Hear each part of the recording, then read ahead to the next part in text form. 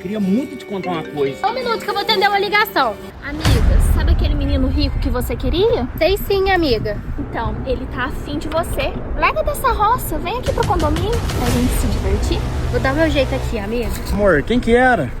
É só uma proposta de emprego na cidade. Entendi, mas que bom. Falando nisso, eu vou ter que ir lá hoje fazer entrevista. Que bom, amor, eu vou lá com você. Não! Mas por quê? Por que, seu caipira? Você não tem nada que me oferecer aqui nessa roça, não. Nenhuma condição de vida boa. Lá na cidade eu tenho tudo do bom, do melhor. O que eu tô fazendo aqui? O que eu tô cheirando aqui?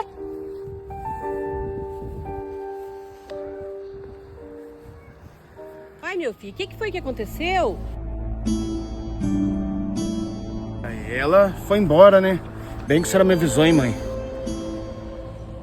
E ela largou o amor verdadeiro por causa de dinheiro. Deixa nos comentários o que vai acontecer com ela futuramente.